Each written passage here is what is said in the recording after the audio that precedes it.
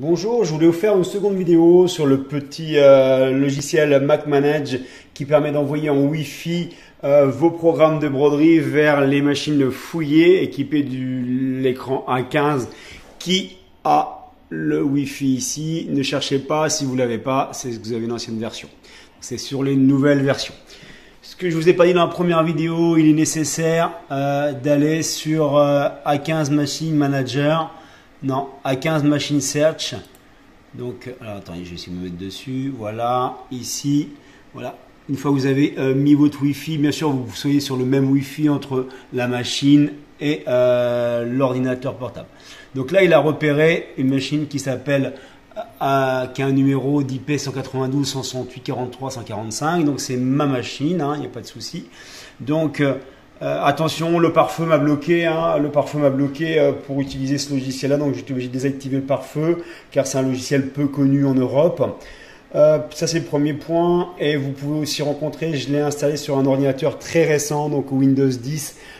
Très récent que j'ai acheté il y a quelques mois et là impossible de l'installer. Alors a priori ça serait un problème de C++ virtual, les petits programmes qui permettent de faire tourner les petits logiciels comme ça.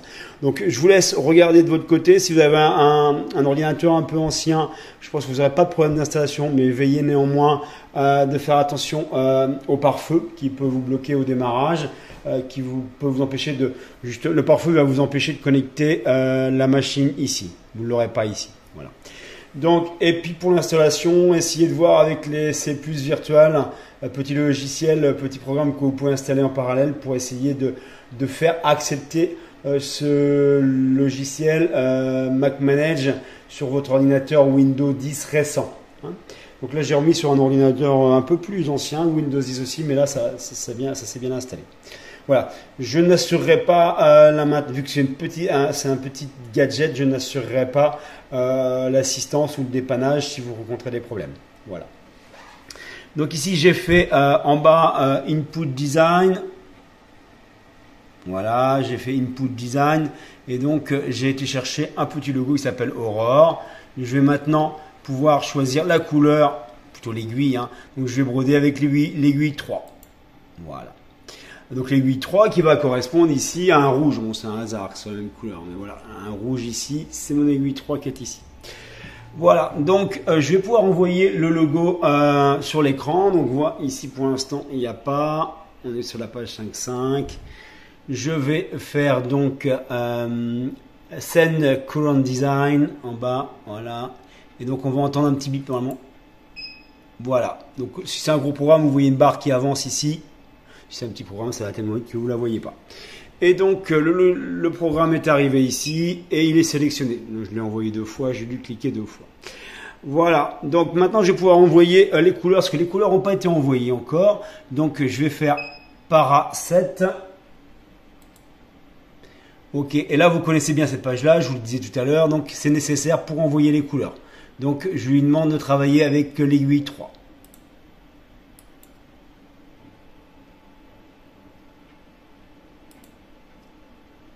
Le pare-feu qui me bloque encore. Alors, toujours autorisé. Ok. Donc là, peut-être que ça va le faire. Voilà, lui indique que c'est parti avec succès. On va voir si c'est le cas. Non. Donc, alors, attendez, est-ce qu'il m'a envoyé plusieurs fois Aurore? Donc, ce que c'est, je vais refaire. Hop. Donc, je vais bien sélectionner l'aiguille 3. Voilà. Ok. Après, je vais aller para 7. Et il me dit qu'il a envoyé. Alors, et oui, c'est arrivé ici. Voilà. Excusez-moi, ça fait un peu de chou. Voilà, donc c'est arrivé. Vous pouvez aussi avoir d'autres fonctions. Donc là, je vais sortir d'ici. Vous pouvez aussi avoir d'autres fonctions. Moi, j'y jouerai pas trop. C'est par exemple le 100 degrés. C'est-à-dire que si je veux faire un 100 degrés, je clique ici et la machine va faire un 100 degrés. Voilà. Donc il me dit que le 100 degrés a été fait avec succès. Vous pouvez aussi valider la broderie. Là. Donc là, ça permet de valider la broderie à distance. Regardez en bas, le bouton rouge. Voilà, il est passé en bleu. Ok, donc il me dit que l'embroderie a été confirmée avec succès. Ok, et puis vous pouvez aussi, a priori, lancer la broderie. C'est quelque chose que je ne ferai vraiment pas à distance, je vous le montre, il ne faut pas que vous fassiez par erreur. Donc je pense que si je claque sur Stop Work, alors c'est Stop Work ou Start Work, mais en général ça va démarrer la broderie. Voilà, c'est-à-dire que si vous êtes vraiment à distance, moi je vous conseille vraiment de faire ici, de faire le choix du cadre, le laser et compagnie, mais je vais quand même essayer de vous montrer si ça marche. Donc je clique sur Stop Work. Et vous voyez que c'est parti et il va partir avec l'aiguille 3. Donc tout ça pour vous dire qu'à partir du logiciel en Wi-Fi, vous pouvez arrêter et je vais pouvoir aussi arrêter. Alors c'est inversé, start et stop. Hein. Vous voyez, donc je l'ai mis à l'arrêt, je peux la redémarrer.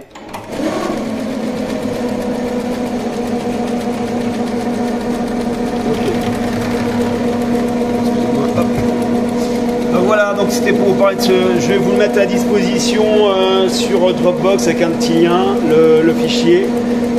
Sachant que. Donc vous voyez sur l'ordi, effectivement, ça avance. Hein, c'est peut-être un peu là en décalé, c'est un peu saccadé, mais on voit le logo qui avance.